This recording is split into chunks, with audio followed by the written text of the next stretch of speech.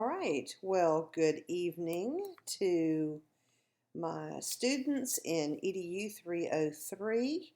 This is, of course, Dr. Stockdale, and I am making this presentation to compensate for our class being canceled due to Hurricane Dorian.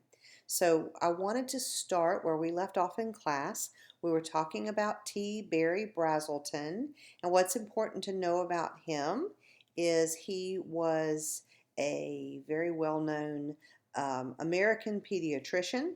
He developed something called the NBAS, called the Neonatal Behavioral Assessment Scale, and he spent his life studying child development, specifically babies, and he was one of the first people to really look at babies as human beings with lots of capabilities. So in just a few moments, we're going to watch a short video where he talks about habituation, or in particular, habituated sleep.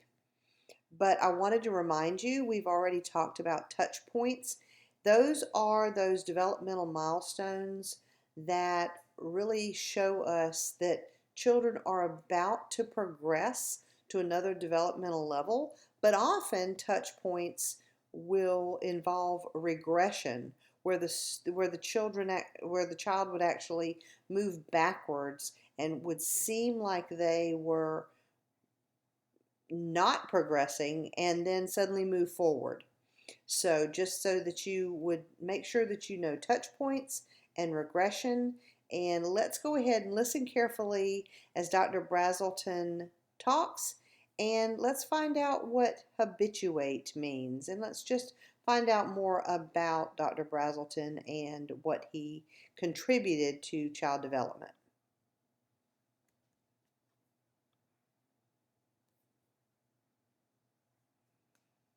Having come from a primitive look at babies in the 50s, where we didn't think babies showed us anything, they were lumps of clay. All the greats in our past history said they didn't think babies were people until they were 3 or 4 months and had been shaped by the environment. Where did we get such a stupid idea?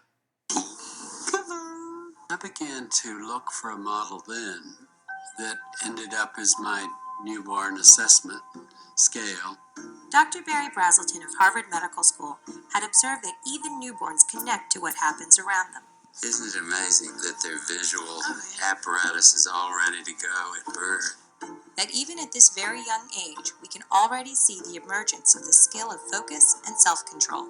He developed the Neonatal Behavioral Assessment Scale as a tool to help adults tune into what the infants were doing. The first thing I'd like to show you is how Isabella can shut out disturbing things like too much light, too much noise. This baby, only hours old, can tune out these intrusions on her peaceful sleep. I think one thing that we don't give them credit for is how much they regulate themselves. Now let's see if she'll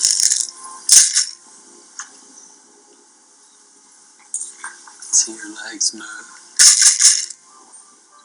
and her arm moves, and her head moves, and she smiles. Can you see her breathing? I could go on rattling for the rest of the day and she wouldn't respond, because she's gotten into what I call a habituated sleep state. She put herself to sleep so she doesn't have to respond every time. They can shut out repeated noises. They can shut out repeated flashes of light to stay asleep. So they work very hard at staying asleep. That's lovely. Suppose I picked her up and play with you. Would you do it? Goodness sakes.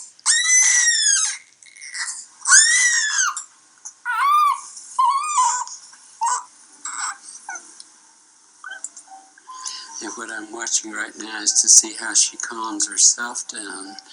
And she yawns. She brings her feet up. She pulls her hand up to her mouth. And what I'd like is to let her get a little upset and then see if she'll calm down to some of the things I can do.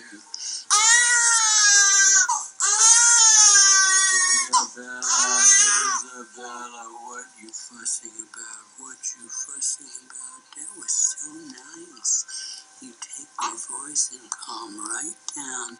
And so the regulation that we see in infancy is how does the baby handle coming from sleep to awake, coming back down again, staying under control in order to watch, to listen, to interact. And I think they're learning through sensitive adult handling how to put themselves together. All right. So he talked about how babies habituate in order to get to the work that's at hand. And for newborns, that work is sleeping because that's what they need to do. And so they will shut out light and sound and things that are distracting in order to get back to sleep. So if you're more interested in some of Brazelton's work, there are quite a few videos out on the internet about him, and I encourage you to maybe look up some more of that on your own, particularly if you are watching if your case study child is an infant, not a toddler. Um, we've talked a lot in the classes that I've taught about DAP, or developmentally appropriate practice. I just wanted to briefly remind you that developmentally culturally appropriate practice is also a concern for us as teachers, because we want to be mindful of the impact that culture and our background, our community has on the children that we're working with. In our case, infants and toddlers. But just being respectful of that, and knowing that these are the backgrounds are going to be a part of who these children are.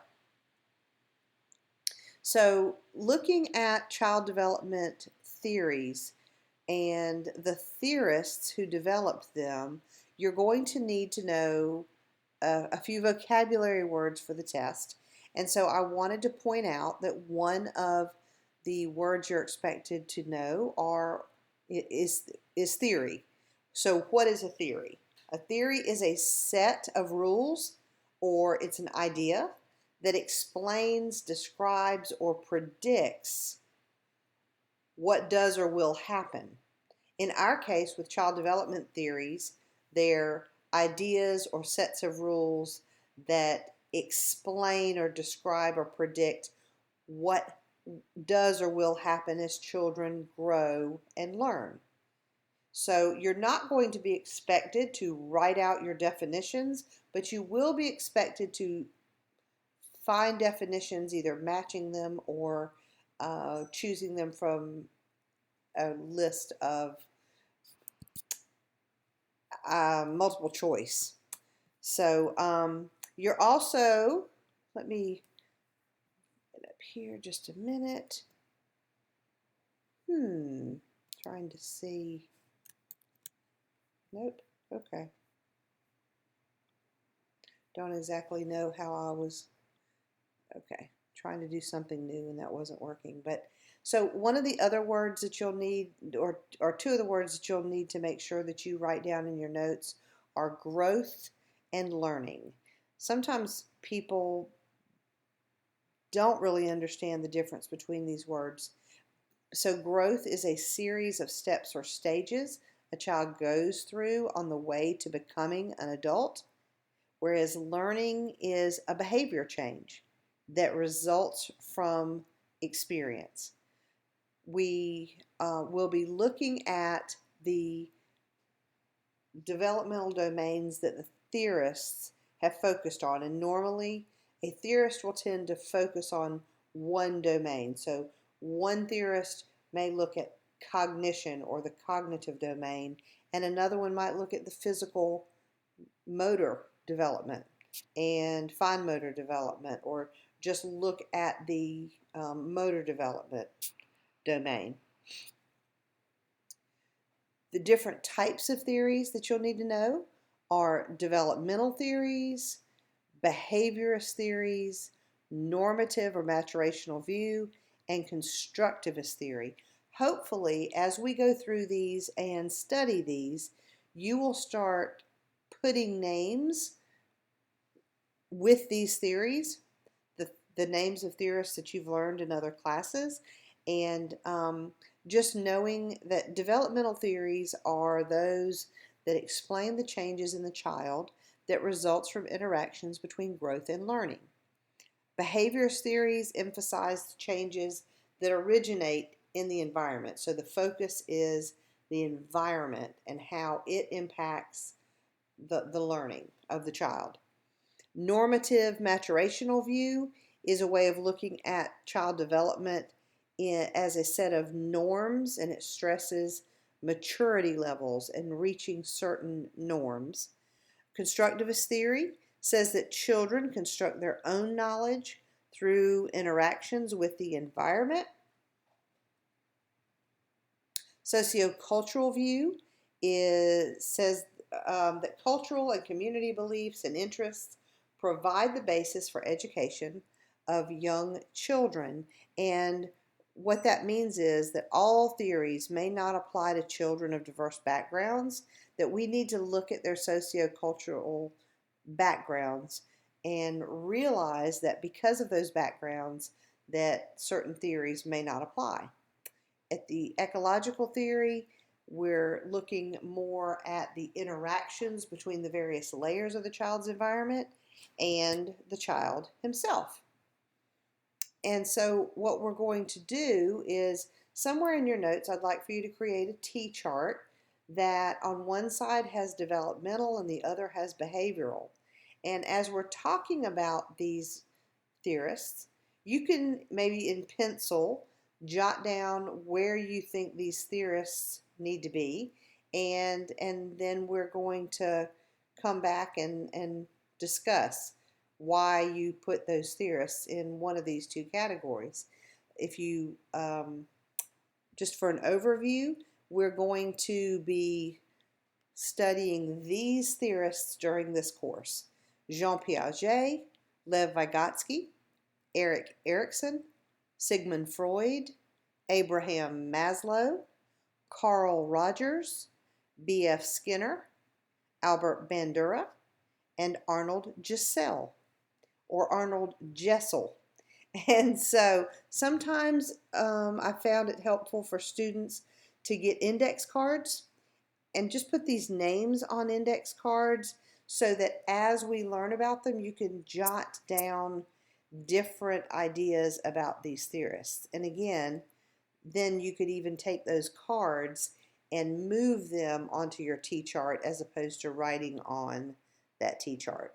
So that kind of wraps up, or is a stopping place for where we were with